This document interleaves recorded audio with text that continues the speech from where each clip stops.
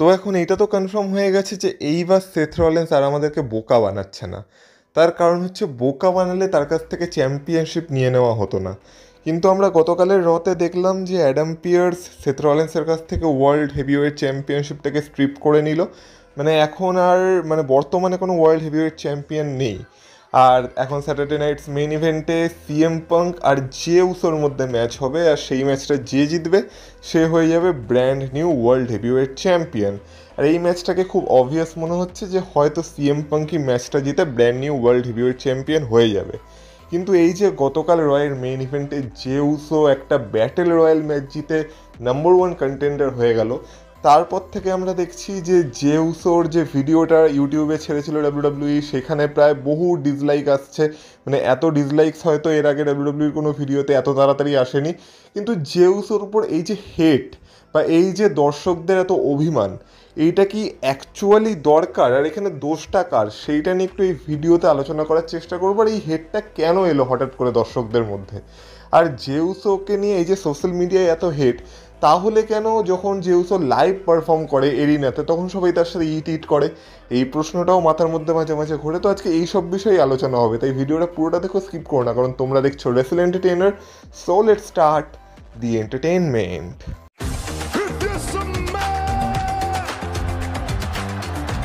Acknowledge me. Acknowledge me. You there, sitting at home.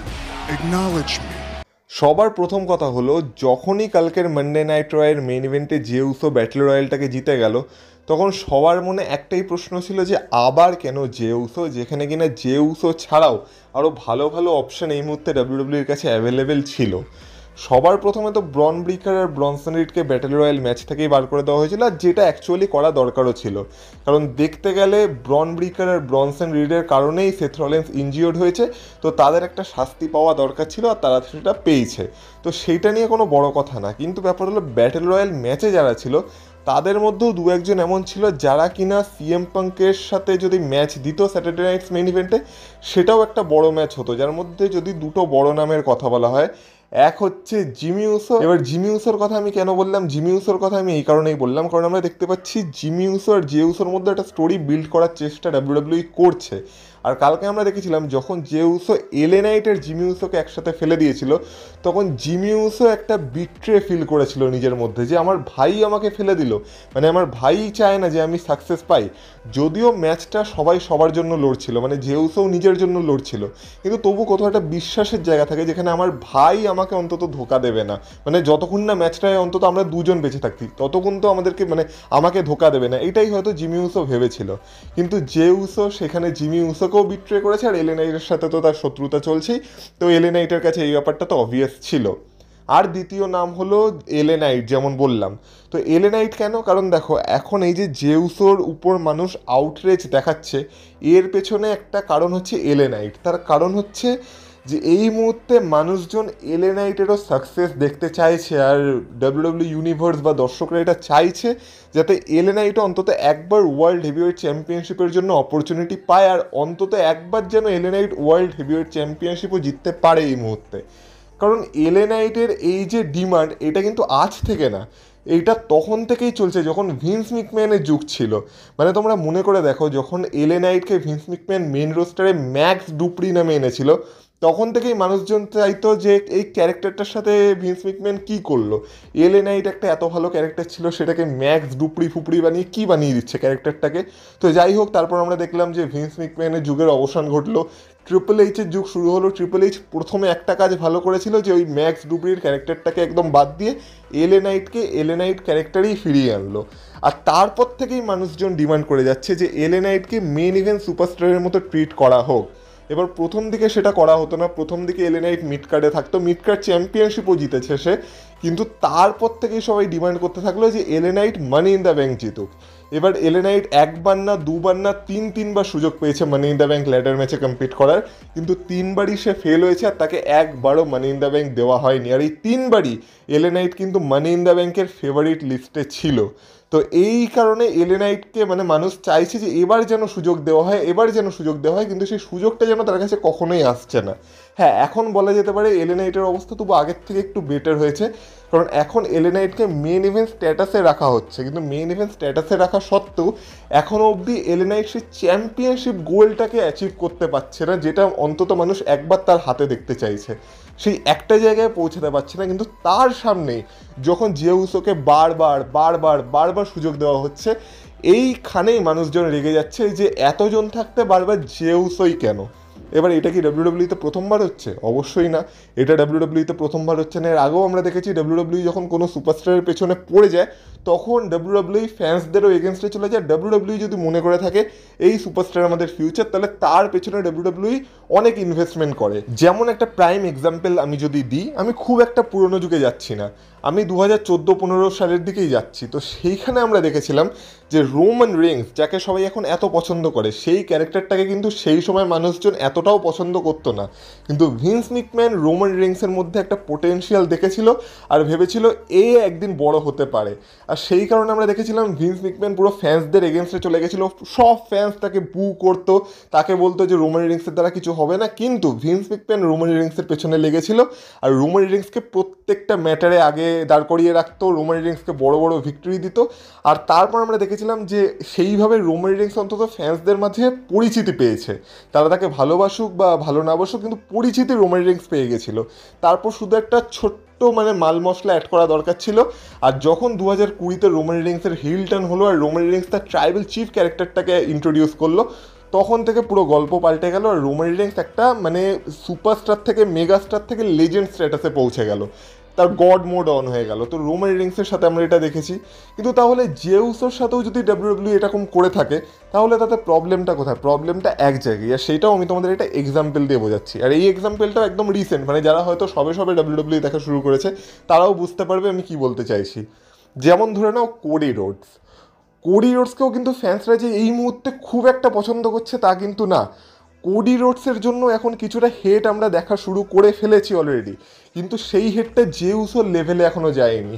কিন্তু J Uso তাহলে কেন এত লেভেলের হেট পাচ্ছে? তার কারণটা হলো, দেখো, কোডি রোডসকে একটা মেন ইভেন্ট সুপারস্টারের মতো লাগে, আর কোডি রোডসকেও ডাব্লিউডাব্লিউ সুযোগ দিচ্ছে। কোডি রোডসের একদম পিক পয়েন্ট ছিল যখন কোডি রোডস রোমান রেইন্সকে হারিয়েছিল, সেই সময় সবাই কোডি রোডসের পেছনে ছিল, সবাই চাইছিল যাতে কোডি রোডস জেতে।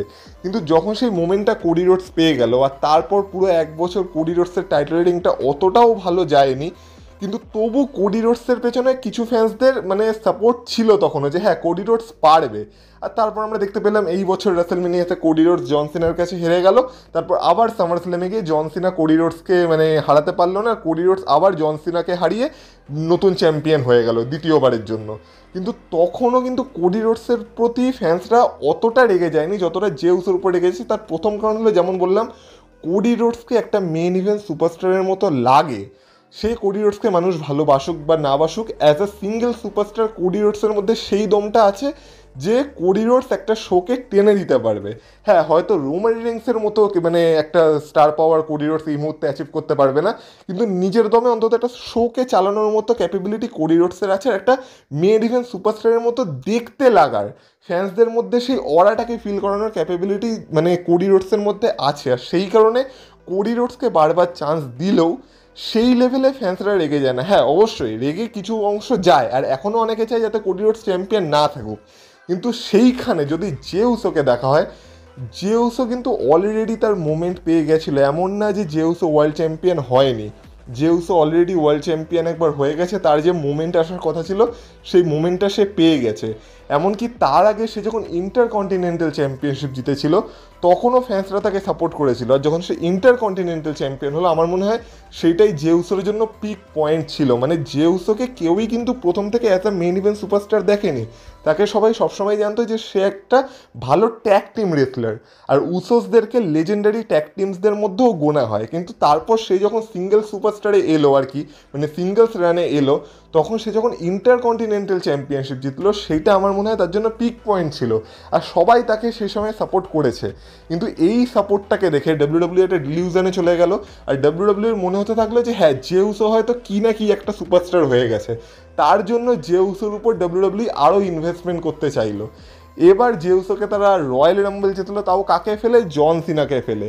আর তারপর জেউসো কিনা গান্থারকেও হারিয়ে দিল, আর গান্থারকে হারিয়ে সে ওয়ার্ল্ড চ্যাম্পিয়নও হয়ে গেল। এত দূরও জেউসোকে মানুষজন সাপোর্ট করেছিল, যদিও রয়্যাল রাম্বল জেতার পর থেকে তার উপর অনেকেই রেগেছিল, কিন্তু যখন সে জিতেই গেল তখন মানুষজন ভাবলো যে ঠিক আছে, একবার মোমেন্টটাকে দিয়ে দিই, তারপর তো জেউসোর খেলা এমনি শেষ হয়েই যাবে।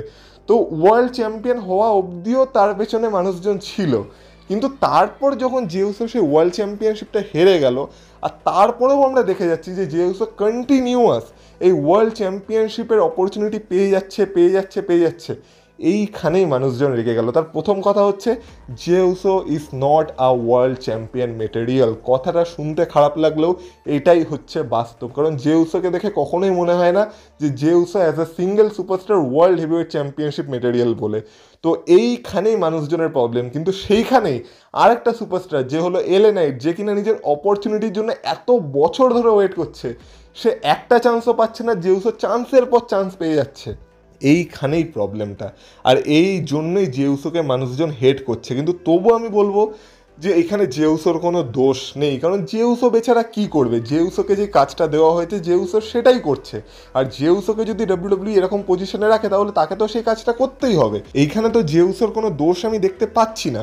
যদি কল আউট করতে হয় আমার মনে হয় সেটা ডাব্লিউডাব্লিউ ম্যানেজমেন্টকে করতে হবে, ট্রিপল এইচকে করতে হবে, ডাব্লিউডাব্লিউ ক্রিয়েটিভ টিমকে করতে হবে, যে তারা কেন বারবার জেউসোর উপরই ট্রিগার পুল করছে আর জেউসোকেই এই সিচুয়েশনে রাখছে। এখন বলা যেতে পারে যে জেউসো তারা হয়তো একটা ক্যারেক্টার চেঞ্জ এক্সপেক্ট করছে বা ক্যারেক্টার চেঞ্জ করাতে চলেছে, সেটা যদি হয়েও যায়, জেউসো যদি হিল টার্ন করেও ফেলে, তারপরে কি হবে? হিল টার্নের পরেও কি সে যদি ওয়ার্ল্ড চ্যাম্পিয়ন হয়ে যায় সেটা দেখতে মানুষের খুব ভালো লাগবে? একদমই না, কারণ যেমন বললাম জেউসো is not a world championship material, সেটা জেউসো ফেস থেকে হোক বা হিল থেকে হোক।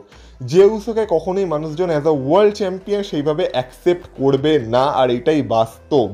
আর এই কারণেই জেউসোর উপর মানুষজন এত রেগে আছে। তারপর আরেকটা ব্যাপার হলো, যেহেতু জেউসো সামোয়ান আর রোমান রেন্সের সাথে তার একটা কানেকশন আছে, সামোয়ান ফ্যামিলির সাথে, সামোয়ান ডাইনেস্টির সাথে জেউসোর একটা কানেকশন আছে, তো সবাই মনে করে যেহেতু সামোয়ানদের একটা ডাব্লিউডাব্লিউতে পাওয়ার আছে আর তাদের কথায় অনেক কিছু হয়, তো সেই কারণে হয়তো জেউসো এত অপরচুনিটি পাচ্ছে।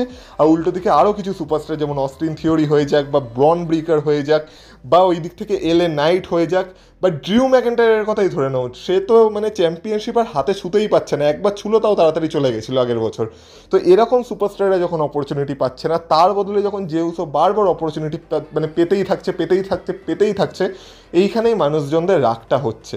এবার তোমরা বলবে যে মানুষজনের যখন এতই রাগ, আর সোশ্যাল মিডিয়াতে যখন মানুষজন এত রাগ দেখায়, তাহলে যখন জেউসো ঢোকে তখন কেন সবাই তার সাথে ইট করে?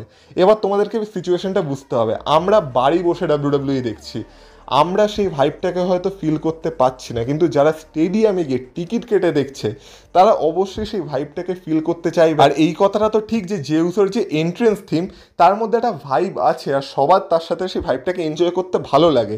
আর যখন সবাই এরিনাতে উপস্থিত থাকে তখন সেটা একটা মানে কি বলবো, কনসার্ট টাইপের মহল হয়ে যায়। যখন সবাই তোমার সাইডে ইট করবে না, তখন তোমারও ভেতর থেকে মনে হবে যে আমিও মানে মোমেন্টটাকে এনজয় করি না। তো সবাই সেই মোমেন্টটাকে এনজয় করার জন্য, যেহেতু তারা টিকিট কেটে গেছে, সেই মোমেন্টটাকে এনজয় করার জন্য সেই মোমেন্টে সবাই ইট করতে থাকে। তাই বলে একদমই এটা না যে জেউসোকে সবাই সেখানে সাপোর্ট করে। হ্যাঁ, অবশ্যই এরকম অনেক হাইজ্যাক আমরা দেখেছি ডাব্লিউডাব্লিউতে, যখন কোনো ডাব্লিউডাব্লিউ সুপারস্টারকে মানুষের পছন্দ হয়নি তখন তারা তাকে বু করেছে। রোমান রেন্সের ক্ষেত্রেই আমরা দেখেছিলাম, যখন রোমান রেন্স আন্ডারটেকারকে হারিয়ে নেক্সট রতে গেছিল তখন সবাই কত বাজেভাবে বু করেছিল। কিন্তু জেউসোর ক্ষেত্রে সেটা হচ্ছে না, কারণ জেউসো এখনও অত বড় লেভেলের কিছু মানে কি বলবো অ্যাচিভই করেনি। অ্যাচিভ বলতে সে একবার ওয়ার্ল্ড চ্যাম্পিয়ন হয়েছিল ব্যাস, আর তারপর বলতে গেলে কেউ তাকে পাত্তাই দেয় না। কিন্তু তবু যখন তাকে বারবার ডাব্লিউডাব্লিউ সেম পজিশনে রাখতে থাকে তখন এই আউটরিচটা হবেই। কিন্তু যেমন বললাম এখানে জেউসোর কোনো দোষ নেই। এখানে যদি কল আউট করতে হয় জেউসোকে হেট না দিয়ে ডাব্লিউডাব্লিউ ম্যানেজমেন্টকে কল আউট করা দরকার, যে ডাব্লিউডাব্লিউ কেন জেউসোকে এই অপরচুনিটিটা দিচ্ছে।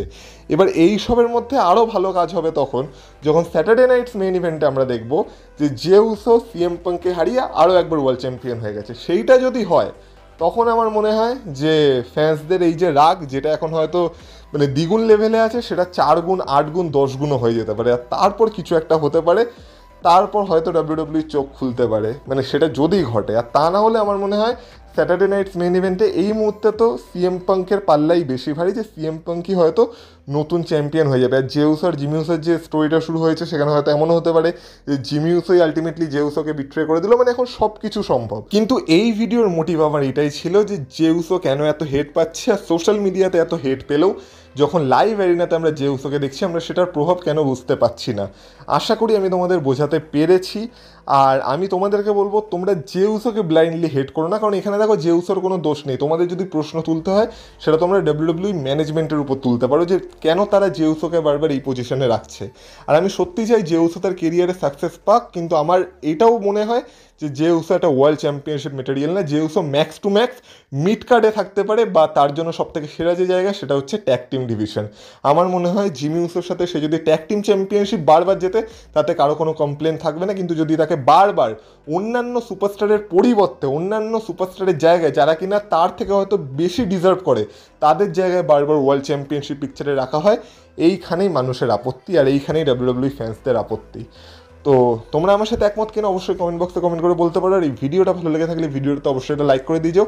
আর এই চ্যানেলে নতুন হয়ে থাকলে চ্যানেলটাকে প্লিজ সাবস্ক্রাইব করে দিয়ে যাও। আমরা এই বছরের শেষ হওয়ার মধ্যে 20,000 সাবস্ক্রাইবার্সের একটা টার্গেট গোল রেখেছি, তো দেখা যাক সেটা কমপ্লিট করতে পারি কি না।